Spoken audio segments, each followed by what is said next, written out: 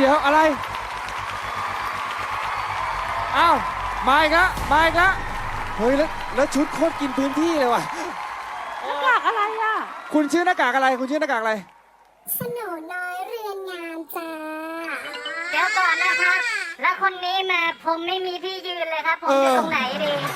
อ่ะอย่ามายืนข้างผม นิ อ่ะ ดนึงได้ไหมฮะ คุณมาทำไมก่อนเมื่อกี้มาแล้วตัวหนึ่ง ก็แบบว่ามาดูคู่แข่งอะค่ะโอ้ชุดใหญ่มากแล้วก็หันคือแบบว่าขอดูหนังหน้าคู่แข่งหน่อยอะค่ะ มาดูหนังหน้าคู่แข่งเ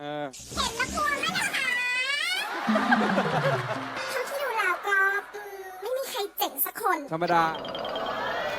ไม่มีใครเจ๋ง แต่ว่าอยากจะบอกว่ากรุ๊ปไมตรีอะค่ะ ครับ แซ่บมากรอชมเลยนะคะ จะมาฆ่าให้หมดเลยค่ะ ให้รอดูกรุ๊ปไม้ตียิ่งกว่ากรุ๊ปนี้ใช่ไหมจ๊ะ กันฮะ ครับ นี่อยู่กรุ๊ปไม้อะไรฮะ ไม้ตีครับ ถ้ายังไม่กลับกูจะเอาไม้ตีมันเนี่ย เร็ว ไม้ตรีไม้ตรีมีรอเรือ โอเคจ้ากลับแล้วจ้า โอเคเชิญจ้าเชิญจ้าโอ้แล้วเดินกินพื้นที่ไปเรื่อยหมดเวลาเกาะแก้วพิสดารมัจฉานุและเอ้ยทำไมเกินวะนี่ กันฮะไอ้นั่นมันอาทิตย์ที่แล้วอะฮะ ที่อาทิตย์ที่แล้วเขามาแหลมๆอยู่ใช่ไหม ใช่ เกี่ยวค่ะเกี่ยวค่ะ เพราะว่าหนูอะชอบเผือก หนูก็เลยมา เราชื่ออะไรนะ สโหนน้อยเรือนงามค่ะ สโหนน้อยเรือนงาม อยู่กรุ๊ป กรุไมตรีค่ะ กรุ๊ปไม้ตีอาทิตย์ที่แล้วก็มาแล้ว ค่ะใช่ อาทิตย์นี้มาเพื่อ มีอะไรจะพูดอีกไหม อ่ะไม่มีแล้วค่ะ มึงไปเซ่ ขอโทษค่ะ มาผิดกรุ๊ป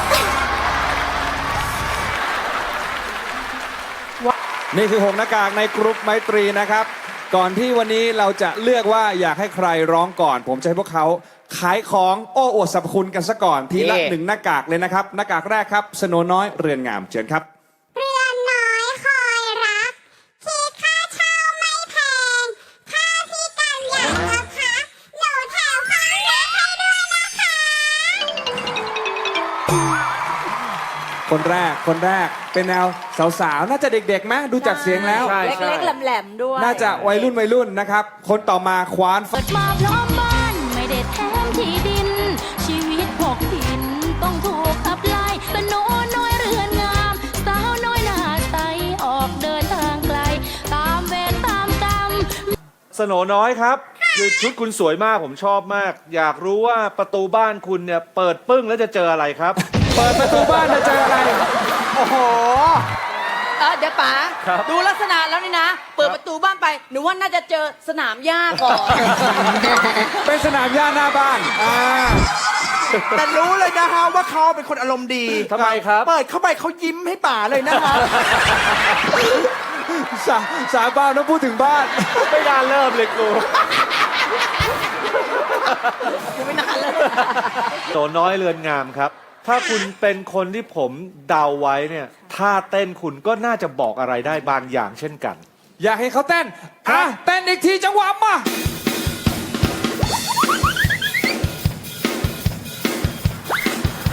เดี๋ยวหยุดครับหยุดนะค เห รั มือนเต้นประจ หั ด วจะทิ่มปากเขาอยู่นะครับ แก้แล้วแทงหนึ่งอ่ะ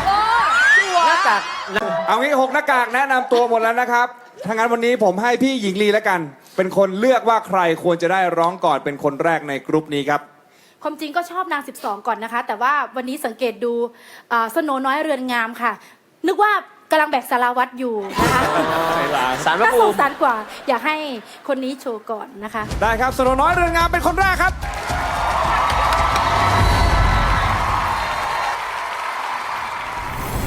หน้ากากแรกครับที่ได้ร้องเปิดในกรุ๊ปนี้ครับสโนน้อยเรือนงามเดี๋ยวผมจะให้พี่นุ้ยส่งให้เขาสักหน่อยละกันครับ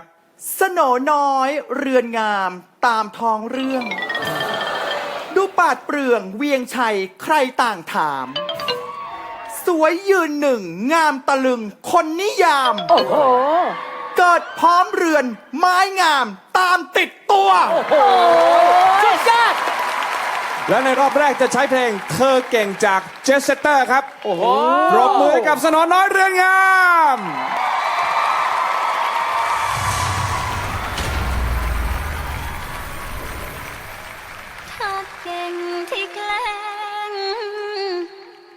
บกลอกแล้วยังมาหลอกให้รักถอนตัวก็ยิ่งทำยา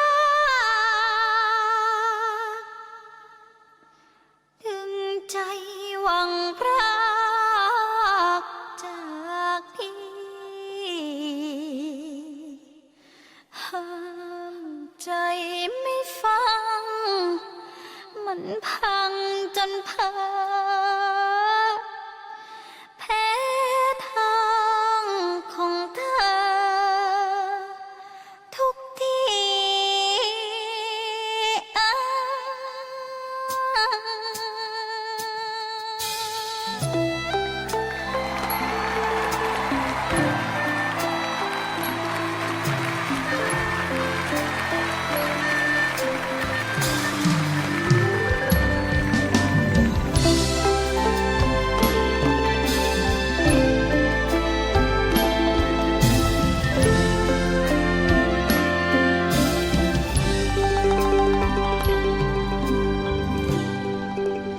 ท่ามกลางพายุฝนที่โหมกระหน่ำท่ามกลางคำว่าเราที่เป็นอดีตไปท่ามกลางเงาของไฟที่สะท้อนบนถนนใหญ่รับรู้ถึงความสะใจของใครบางคนท่ามกลางเดือนและดาวที่ค่อยๆลาไปท่ามกลางความเสียใจที่ไม่มีใครสนท่ามกลางหยดน้ำตาที่มันยังรินไหลหล่นเพราะรู้ว่าคนอีกคนเขาไปมีใครเธอเก่งที่ทำให้ฉันยังจำเธอไม่ลืมเธอเก่งที่ทำให้ฉันดื่มด่ำกับความทุ